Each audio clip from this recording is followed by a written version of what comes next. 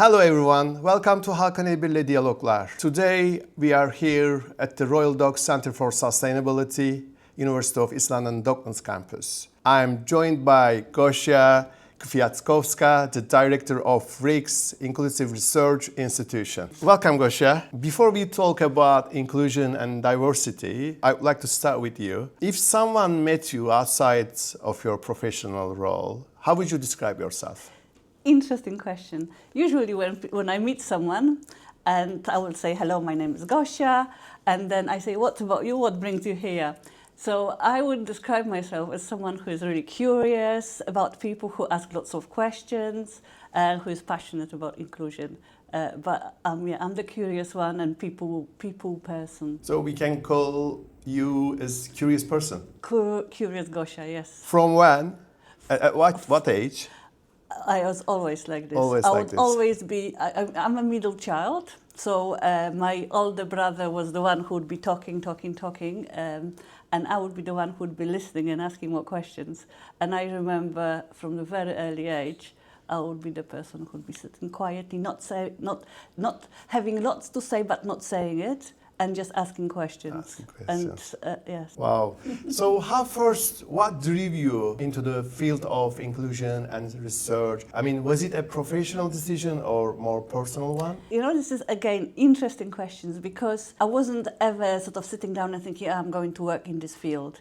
And when I think about it, I actually, because I'm left-handed, I was wearing glasses all the time since childhood. I was kind of the odd one out. I have ADHD, I am dyslexic, and so I was always sort of acutely aware of difference and people who might feel different. And I remember a time when I was 10 or 11, and I was at summer camp, and there was a photographer taking pictures of us. And there was this girl who clearly now, when I think about it, she had some learning difficulties and some disfigurement in her face. And no one was taking picture with her. So I walked over and I said, oh, let's have picture together. And we did. And I remember that smile.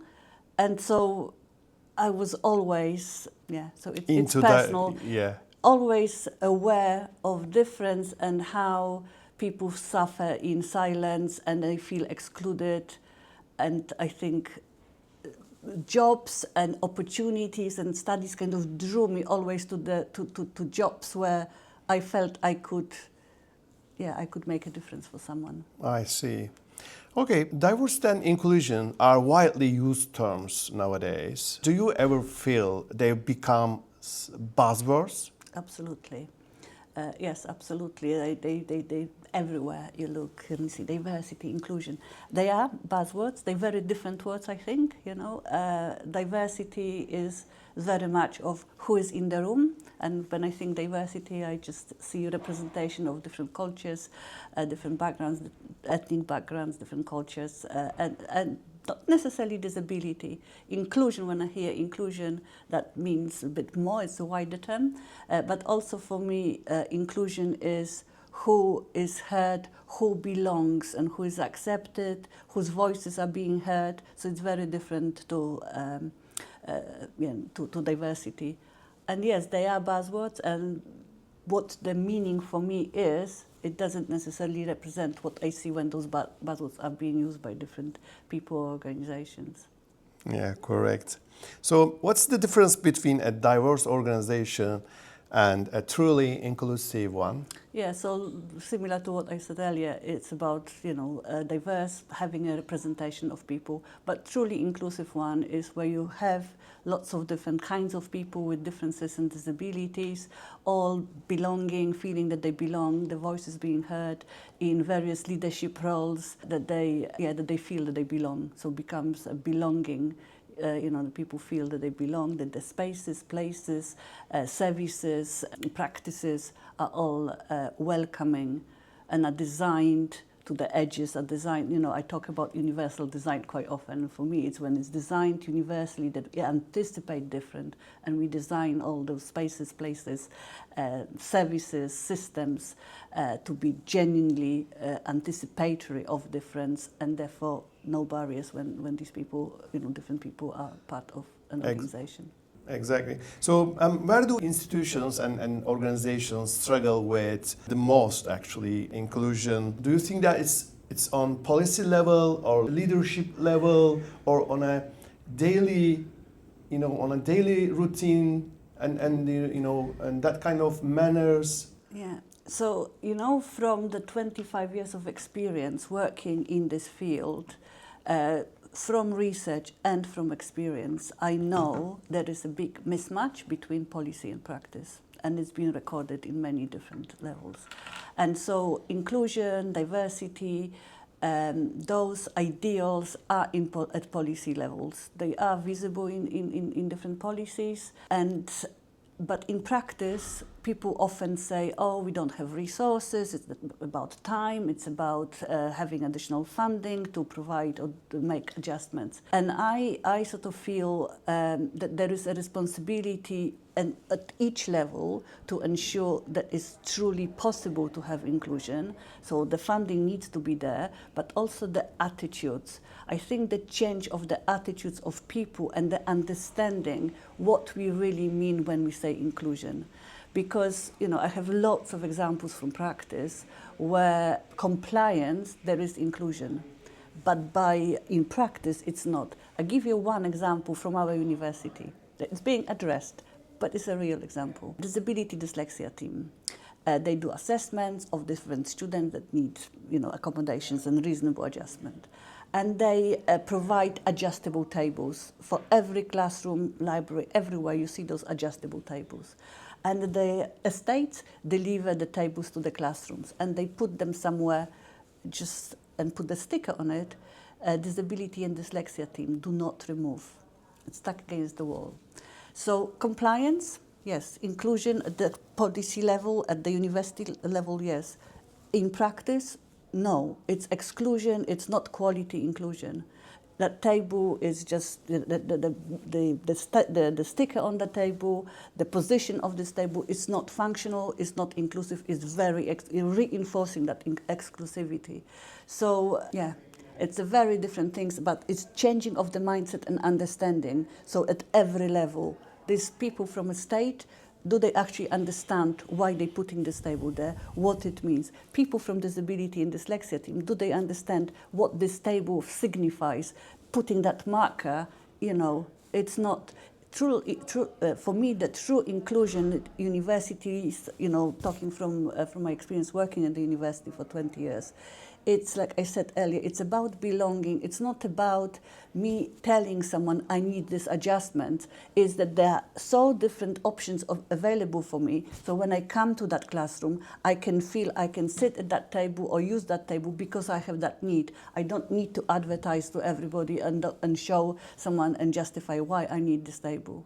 And once we at that stage where we've designed things from the outset with the anticipatory design, that's when we have inclusion. So just to go back to the question, because I sort of moved away a little bit, it's the responsibility of everybody, but real understanding what we mean by inclusion and how do we make someone to belong. So this, it's attitude.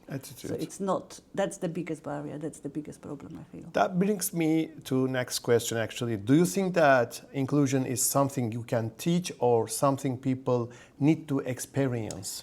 You have to experience it. You can't teach it.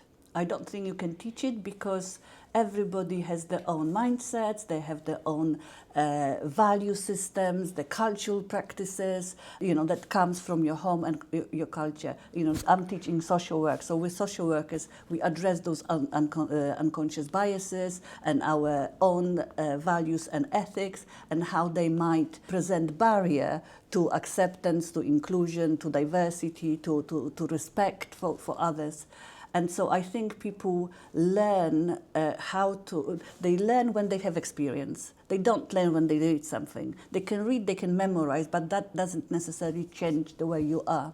You can only change the way you are when you're exposed, when you're working, when you're recognizing, when you see that the difference is really valued and celebrated. And yes, you change your mindset because from what you believed, that you often, get those beliefs from very early on, from your family, from your culture, from your immediate sort of religion as well. There's so many beliefs in different parts of the world around disability and difference that to change that is you can't just by teaching somebody. You have to live it, you have to experience, you have to feel it and see it, and then it then becomes common sense. So what do we need then to experience it?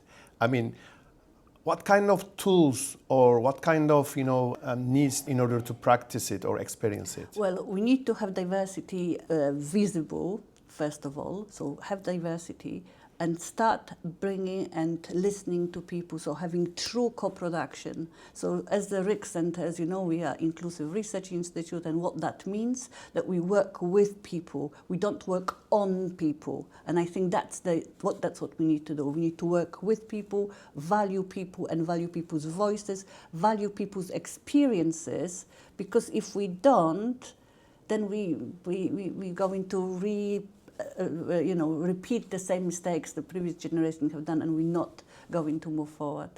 We do have the same approach actually. When we talk about dialogue in the dark and dialogue in silence, and when we talk about blind and deaf people, I always keep saying we are doing with blind people. We are doing something with blind people, not for blind people. Absolutely. Similar approach. And it's just so important, because otherwise if you're doing something for people, you're putting assumptions that you have based on your own experiences and mindset. You cannot understand what the lived experience is for someone simply by studying them. You have to study with people, because they know what the barriers are, what the problems are, and they help us to find the solutions together. So it's just so important. The co-production element, I think, is the most important element, but true co-production, that people are valued and listened and engaged across, from the beginning to the end. So the whole, in the iterative circle,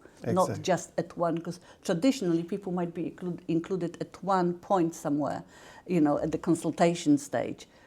No, you have to have people from the early, to come up with the problems and issues that exist. If I'm thinking of research, what the problems are, what the solutions could be. Let's work together.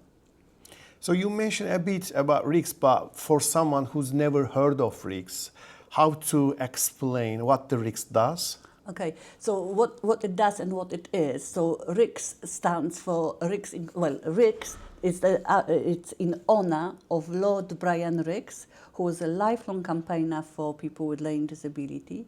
And he was the first chancellor of our University of East London.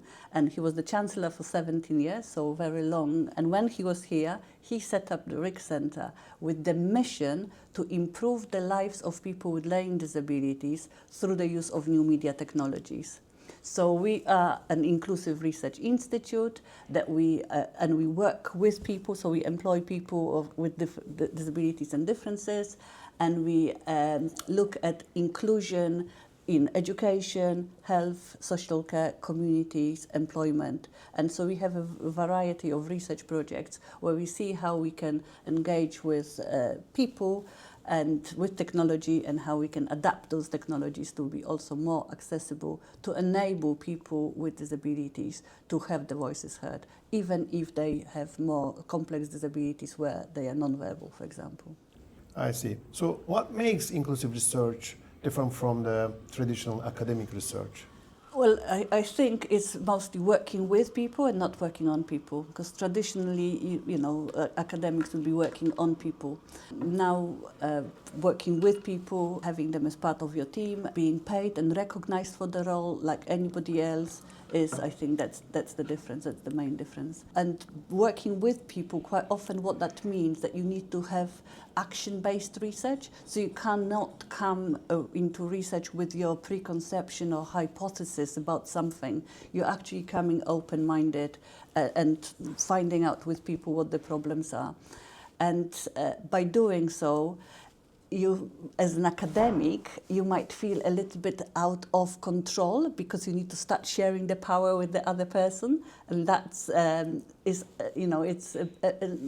like uncertain, a bit worried for academics. I'm not sure what I'm doing, but this is the process I have to go through, and that's the difference. And this is totally different from the academic approach, right? Very different. So through your work at RIX, what you have learned, whose voices are heard and whose are still missing? Lots of voices are still missing, and yeah.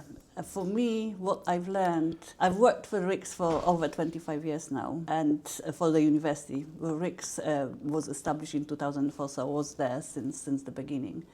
And what I've learned is that you really do need to work with people, have them on your teams in various roles, share the power with people, and the voices that are heard and the voices that are missing. I think what I've learned that, and not just RIX, but just generally in academia and in communities, is that there are pockets of excellent practice. There are really great examples of excellent practice where you have people with disabilities in leading roles and working.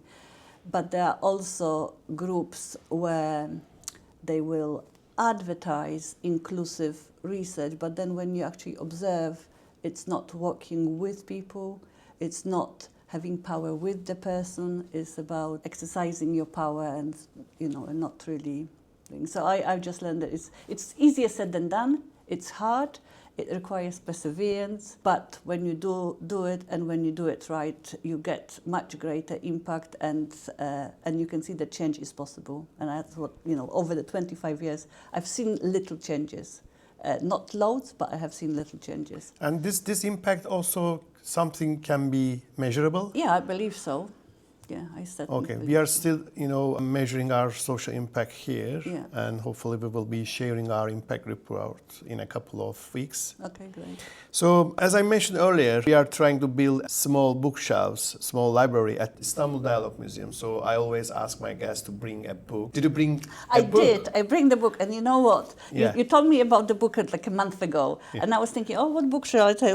What book shall I take? And I love my books, and when I read them, it depends on the book. I sometimes give it away and let it go somewhere, or share with a friend, and then give it to somebody else because I don't have enough space in my house for lots of books. And then yesterday I was meeting my colleague, and we were sort of thinking, I said, I need to bring the book. I don't know which one to take. And I'm thinking maybe this one, maybe this one. But then I'm going to just go into, when I come home in the evening, I will open my drawer. I have books in drawers. So I open my drawer and see which one jumps out and feels the right one.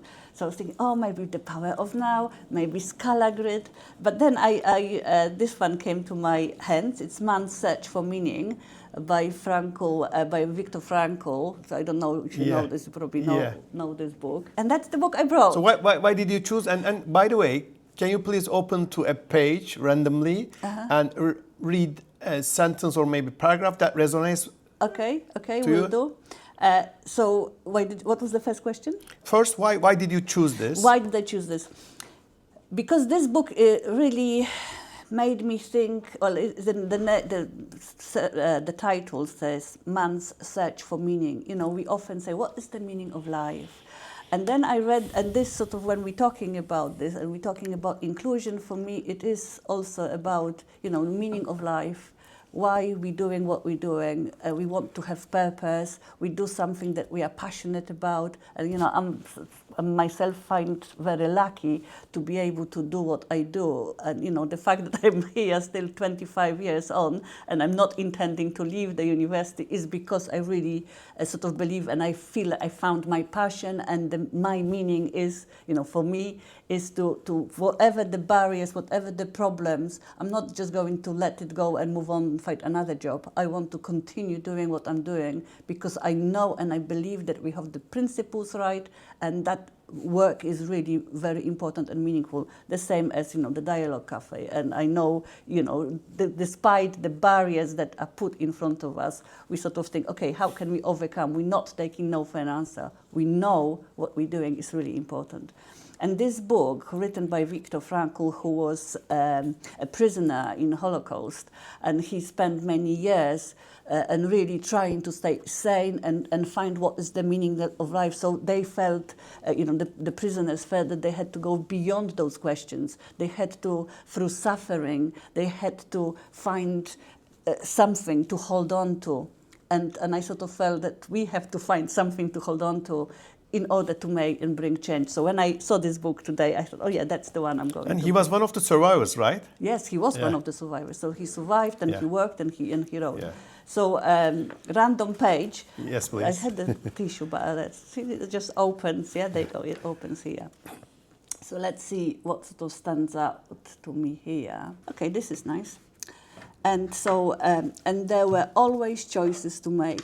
Every day, every hour, offered the opportunity to make a decision which determined whether you would or would not submit to those powers that threatened to rob you of your very self, your inner freedom, which determined whether or not you would become the plaything of circumstance. Renewing freedom and dignity became modeled into the form of the typical inmate. What does this, resonates to you?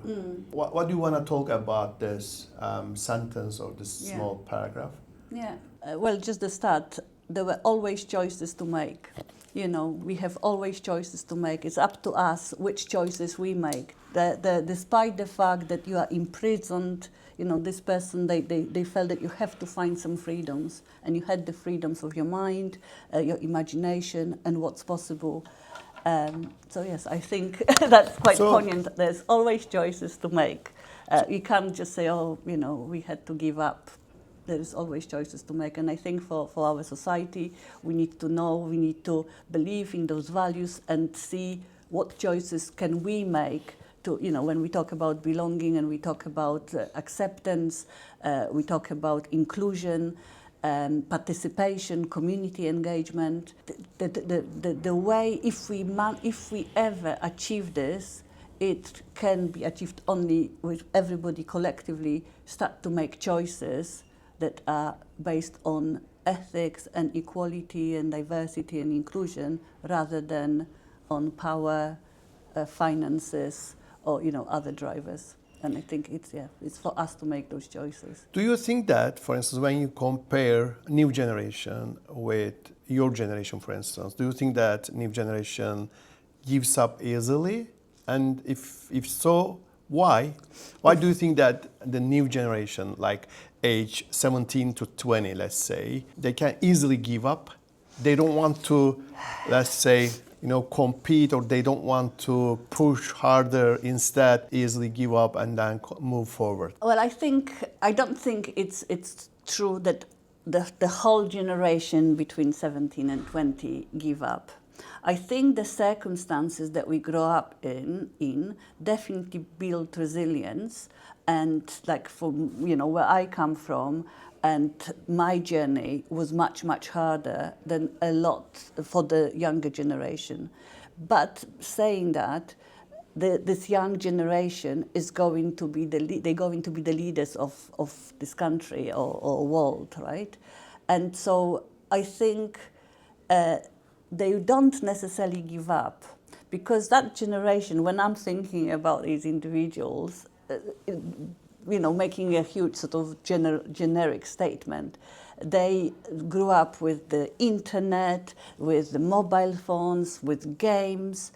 And I think with games, it's actually a very important skill that they all have, because that does foster the resilience to win the game. So they can play for hours and hours and hours. And I think that as people grow older, as you get, I'm 55, so as I grow older, I feel, I have more confidence in what I'm thinking. I sort of get I don't get intimidated easily by some mistakes. I know they don't matter that much. Now my daughter is, grown up. She's starting her own family. I have a very different perspectives, and I know my experiences shaped who I am, and they shaped my resilience and my determination to do something.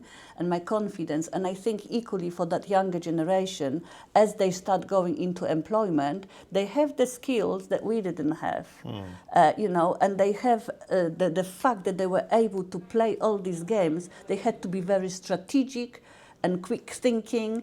And so I think they have a lot of skills that would be very useful in this newer generation, where technology is, you know, advanced, and they can bring change quicker. And I think if people have experience of seeing other people in the community, recognizing and getting that empathy for their friends that might have some difference, they're actually less exclusive than our generations were, and less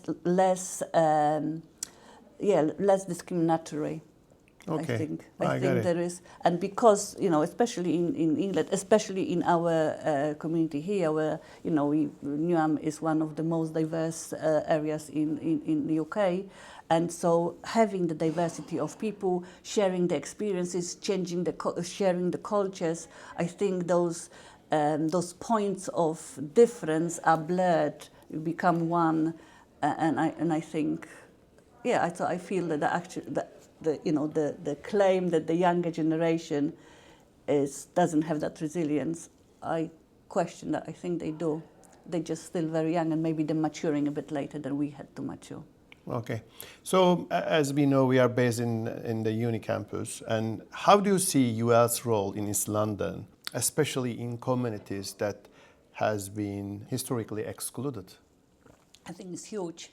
We are wonderfully positioned in the east of London. Lots of investment have come to this area. Lots of people had to move out because the prices of properties had gone up. But there is still sort of communities remaining. And I think our university has a huge responsibility, not only role to play, but responsibility for including people, you know, all different people that live in our community. So like you say, quite a lot of them might be marginalized and discriminated against, as smaller ethnic minorities as well. And so there's the whole sort of fabric of society. We have them all here. And so by opening doors, having events, I mean, I really like the fact that the university removed all the barriers to enter campus. It's an open campus, anybody can just walk in. That's just, you know, wonderful. Having events where people come in, a community, students come with their families. Of course, we have a lot of mature students who are great role models for the children. And so then those children being able to come onto campus and see what's going on and see that they are belonging even before they come to higher education, and they feel that this is actually something that they can aspire to, whereas, you know, in other areas, people who are from lower ethnic sort of economic backgrounds might feel that the university is not something it's for them, that they would belong. But having this campus open, I think it really encourages people in local areas to go to a university. And I think higher education is really important because it helps to open eyes to some of those issues that exist in society and help students or young people to develop critical thinking. And so the more of these sort of diverse communities come to higher education, and then we'll be able to secure better jobs in the future. And like I then said, we'll come to those leading roles. That's where the inclusion becomes real. So what does meaningful inclusion look like in a university settings beyond ramps, beyond policies? People being in those different roles, genuinely the voices being heard, they being in the positions of power as well, being represented, and that's really important because it's not only to sort of do what we say. So our university say a lot of wonderful things, and there are wonderful pockets of excellent practice, but there are also examples where that is not visible yet. So I think, yes, bringing people in and putting and enabling people to be in those positions of power where the voices are being heard and listened to and acted upon. Not just as the sort of token, a window dressing, but actually as a meaningful engagement. And those individuals, when we have those individuals in those powers and in those positions, they become role models and motivators for all the other people who might identify, with similar characteristics and feel, oh, if that person can do it, so can I. Dialogue Cafe is a deaf-led organization, and from your perspective, and a cafe like Dialogue Cafe, how do you think that to contribute to inclusion on a campus? Greatly. As you know, before you even came in, when someone mentioned that, oh, this is what they're trying to open, and there was this person who won the bid and is going to open Dialogue Cafe, and I was beyond excited. It's very, very, very important, because that's about the presence, that's about creating a space where everybody can belong, where people who are visually hearing impaired can lead and can be they dictate, we communicate using sign language. So now it's not us adjusting and adopting your ways of communicating. And we're going to communicate on our terms. But we are here, we're giving you tips, and that's how you model inclusion. Without initiatives like that, then inclusion will always be present in papers and policies and documents, but not lived. For me, it's a lived experience, and this is what inclusion is like. So I'm very proud of having you and the Dialogue Cafe here in RDCS, so close to our RICS. Yeah. It feels like we sort of starting from the corner with the accessible changing places toilet, then inclusive research institute, and then Dialogue Cafe. And let's hope that we will be able to sort of move that lived examples of what inclusion really should look like across not only this building but wider into the campus. I feel that we are the pocket of excellent practice, and that's what it looked like. But we need the wider university to adopt it. Yeah. Thank you, first of all. Do you think that ordering a coffee in sign language can shift how people see things? Absolutely, I think this is the first step. Especially when you're ordering in sign language, it's not only that you need to learn, which is fun for a lot of people, but it can be intimidating. But it put people into that position that shifts, it turns things on its head. So normally the person who is hearing impaired would have to try to communicate in some other language, and they will feel the barrier and they need to do something. So it's an uncomfortable position to be in. But that's the reality, daily reality. Here, people who come and order those drinks or snacks or lunch, whatever, they are momentarily put into that position. So especially if we then talk to people and explain and discuss it, that's the mind shift that we require for change of attitudes. Without that, from the book, they wouldn't have understood it. But from this lived experience of needing to order coffee or a snack using sign language, suddenly shift that power. Secondly, because it's embodied, you need to be thinking about it, you need to sort of do something with your hands that you're not familiar with, so it becomes embodied. So I feel it makes a deeper impact. And I think it's really important. As you know, when we have our communication cafe with our social work students on an annual basis, and before you came along, I only invited people with learning disabilities, and they had to communicate in a sort of cafe style. We always called it communication cafe. But as soon as Dialogue Cafe appeared in our building, then this was just natural and normal that we bring them in and give them the experience and force them. And then when we did feedback afterwards and discussed it with students, they said that they initially felt really sort of scared, and actually they wouldn't have come to the cafe before because they would be intimidated by the fact that they need to order in sign language. But having had that session and having practice, they actually felt that afterwards they can come and use this cafe more often. So can we say Dialogue Cafe creates real change? Absolutely. Absolutely. Without a doubt. Thank you. If you had to describe inclusion is just one word, what would it be? Belonging. Belonging. Belonging, definitely. It's, you know, if you belong, then you're included. If you don't feel you belong, then you're not included. Then there's no inclusion. And we need to also embrace those people who are excluded from the society, right? Absolutely. Because, as you said, we are living in Newham borough, and when we look at the data, exclusion is so high in this borough, amongst other boroughs. So I think there are lots of things that need to be done. Absolutely. Because what I observe, and I'm sure you already observed this, when you, for instance, as a dialogue cafe, when we employ a deaf person, we give them a job, but this is not only a job for them.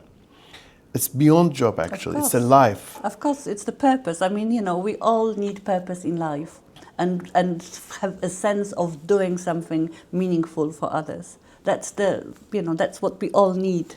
And why people who are deaf or hard of hearing or have learning difficulties should be, excluded from that. I think everybody should have opportunity to work and be included and valued. And not we are all very different. There is nobody who is perfect at all levels. That is, the normal, quote unquote. There isn't. We are all sort of this jagged line. I might have these disadvantages there, but I might be very good at this. And everybody, and that's included people with hearing impairments, visually impairment, physical disabilities, cognitive difficulties, neurodivergent people, different shapes and sizes of people, different colors, different backgrounds. We are not like that. We are all like this. So we need to focus on those strengths that people have and see how each individual in the society can meaningfully contribute to have their own purpose and their own satisfaction of being part of, belonging. Again, otherwise, it's difficult to have a meaningful life, a good life. Good life. Yeah. So in a world that feels quite divided today, and considering the fact that, the Iran and the US, what still gives you hope? What gives me hope, over the 25 years, like I've mentioned, working in this field, things have moved slowly, but have moved in the right direction. And so places like Dialogue Cafe, things like Rick Center, things like, other good practices that exist, that gives me hope. And the fact that we're having this conversation gives me hope. Because if we talk to people about it, or if we share and we demonstrate that things are possible, the more of those pockets of good practice or excellent practice start sprouting, and the more we educate our students, our communities, and work with them and include them and show them that the change is possible, I think, in co-production and working together, that gives me hope. Thank you very much, Gosia. It was a real pleasure to speaking with you. Thank you all for watching Dialogue, Hakan Elbir'le Diyaloglar. And if you like to be a part of these conversations, please don't forget to subscribe to our YouTube channel. See you in another dialogue. Thank you.